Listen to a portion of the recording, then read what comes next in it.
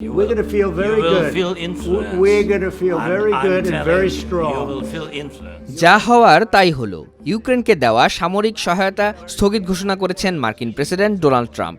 Oval অফিসে 28 ফেব্রুয়ারি বাকবিতণ্ডার জেরেই ট্রাম্পের এমন সিদ্ধান্ত। হোয়াইট হাউসের এক কর্মকর্তার বরাতে এ তথ্য জানিয়েছে বার্তা সংস্থা রয়টার্স। নাম না প্রকাশের শর্তে 3 মার্চ এক কর্মকর্তা বলেন, প্রেসিডেন্ট ট্রাম্প স্পষ্টভাবেই শান্তির উপর জোর দিয়েছেন। আমরা চাই আমাদের মিত্ররা সেই লক্ষ্যেই প্রতিশ্রুতিবদ্ধ থাকুক। এজন্য সামরিক সহায়তা স্থগিত করা হয়েছে এবং এটি সমাধানে পৌঁছানো না পর্যন্ত এটি বিবেচনার মধ্যে থাকবে।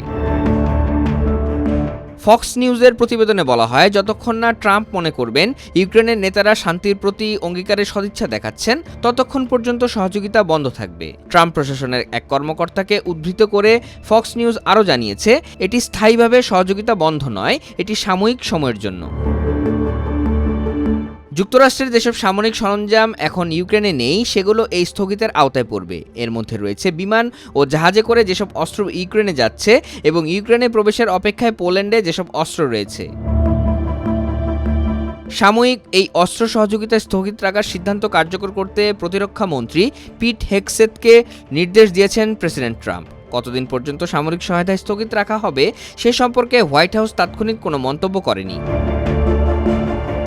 এ বিষয়ে পেন্টাগনের পক্ষ থেকেও বিস্তারিত কোনো তথ্য সরবরাহ করা হয়নি। বিষয়টি নিয়ে মন্তব্যের জন্য জেরানস্কির অফিসে রয়টার্স যোগাযোগ করলেও কেউ সাড়া দেয়নি।